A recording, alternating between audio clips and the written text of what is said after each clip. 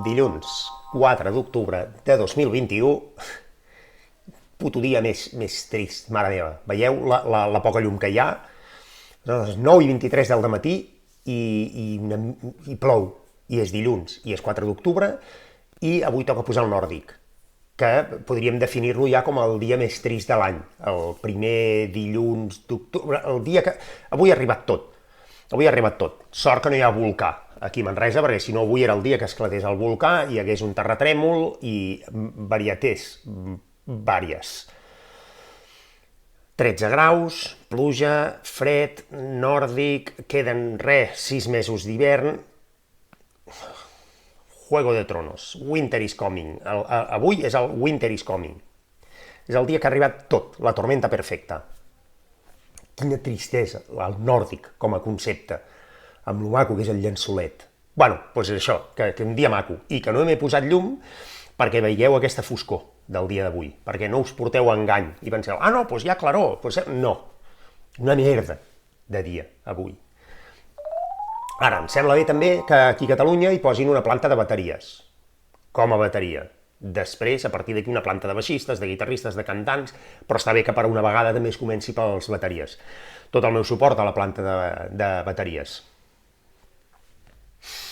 Ja veurem si això serà com una granja, si és que es aniran fent imatge i semejança de grans bateries, per exemple, l'Estepario Siberiano, el Mike Mangini.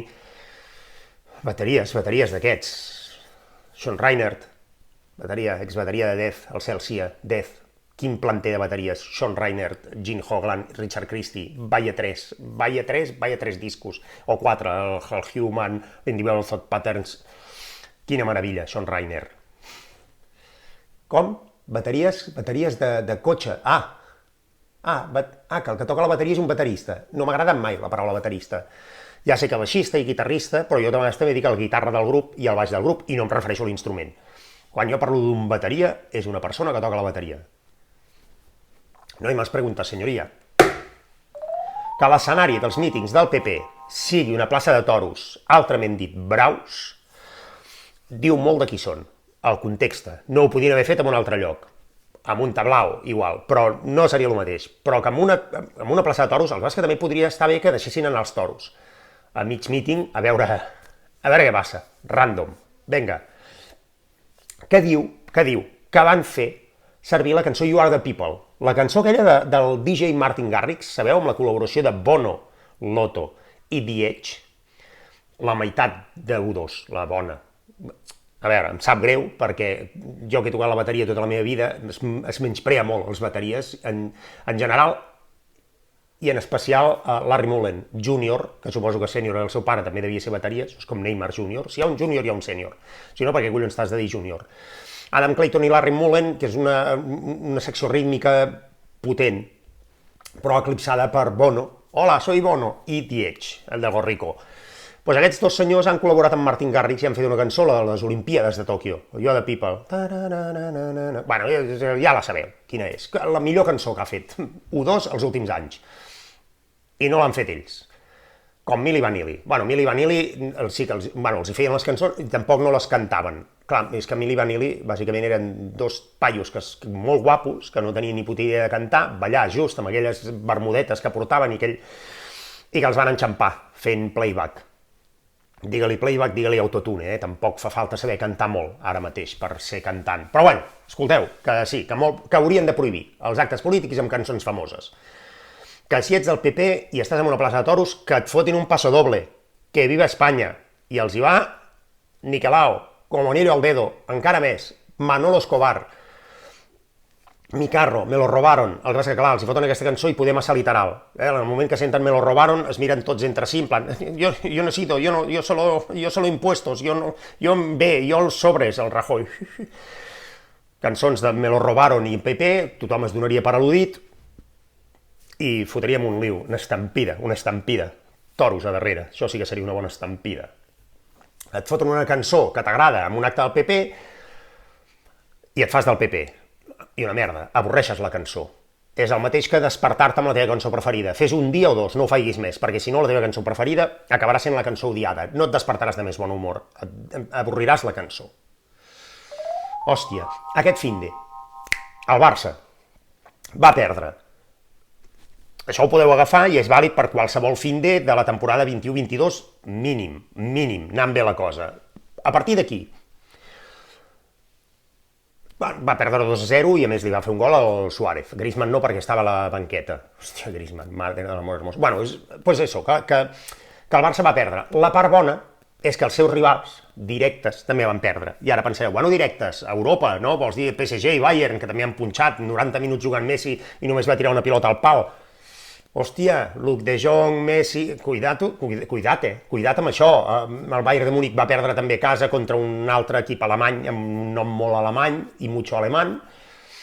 No són aquests els rivals directes del Barça, jo estic content perquè ja ens estem emmirallant a casa i Betis i Rayo Vallecano van perdre. I València va empatar. L'Atlètic de Bilbao va guanyar i també és rival directe. Però bueno, si Betis i Rayo Vallecano de moment perden, el Barça encara opta a Europa League.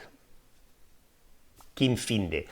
Disfrutant de que l'Espanyol, que tampoc em cau bé, va guanyar el Madrid. La de sempre. Si no guanya el Barça, que perdi el Madrid. Si ets pro-Barça, que siguis anti-Madrid. El bo que té també aquest any és que el Barça es podrà centrar molt amb la Copa Catalunya, no haurà de diversificar amb Supercopes, amb Champions, amb Lligues, perquè com que la donem per perduda ja, tota la carne en l'asador, a la Copa Catalunya, que hi vagin amb els titulars aquest any. Nico, Gavi, tot, Demir, tot, no sé com es diu, ja no sé ni com es diuen els jugadors del Barça, ara mateix, perquè hi vagin amb tots els titulars. I si no ens toca Espanyol o Girona, encara aquest any podem guanyar la Copa Catalana enfront del Sant Andreu, si no tenen un bon dia. Què tenen en comú Putin, Blair, Elton John, Elton John, no és el mateix, no, Elton John. Putin, Blair, Elton John i Carlo Ancelotti. Què tenen en comú? A part de molta pasta, que a més no paguen els impostos d'aquesta pasta. Els rics cada vegada són més rics. D'això se n'hi diu l'efecte, no, els papers de Pandora, caja de Pandora, quin nom més maco. Com en són els periodistes posant noms? Caixa de Pandora, s'ha obert, res que no se sapigués. Rics cada vegada més rics perquè s'estalvien de pagar impostos d'una manera alegal o semilegal, al límit, que roben de tota la vida, però com que tenen molta pasta no se'ls hi diu res. Tot això tenen en comú, aquests 4 personatges que he dit, que tots ens roben, guanyen molts diners i a més no els retornen. És super random, perquè hi ha polítics, caps d'estat, polítics varis, entrenadors de futbol, cantants, hasta bateries, hi ha el Ringo Starr per aquí, i el Ringo Starr era de Beatles, va guanyar els seus dinerons, i dintre dels cantants hi ha Shakira O'Neal, que si sabeu és aquella cantant colombiana que jugava a l'NBA, a bàsquet. Molt bé, i que Corina li volia deixar un 30% d'un fons d'inversió al rei emèrit, que sabeu que estaven, que eren amants, que no me'ls imagino, no me'ls puc imaginar. Si vull que el dia no em pitjori una mica, imaginant-me Corina i el rei emèrit al llit. Amb Sofia ja em costava, però és que... La Sofia, què se n'ha fotut de la Sofia? Reina emèrita, o no és reina emèrita, o és una ciutadana de a pie. Bueno, és igual, que la Corina li volia deixar un 30% d'un fons d'inversió al rei. El rei també li deixava pasta a la Corina. L'un per l'altre, un 69 de tota la vida. Els dos alhora, bueno, no cal que us expliqui que és un 69, però amb diners en comptes de boques. Ho he hagut d'explicar al final, una mica. I que per acabar, que veient com està el volcà de la Palma, que cada dia obre una boca nova, que ja en porta 5 o 6, i no sé quantes corrents de lava hi ha, i que es podria considerar ja l'illa de Palma un volcà en si, que diu que volen invertir 206 milions d'euros a recuperar-ho, a arreglar-ho, i no sé què. Jo no sé si els hi sortiria més a compte acabar-la de tancar i que es mudessin a una altra illa o un altre territori, altri, perquè vist com va la cosa, em sembla que aquests diners no serviran de res. Quin final. Quin dilluns, quina pluja, va, Déu Dios, aneu a treballar una mica i aixequeu el país.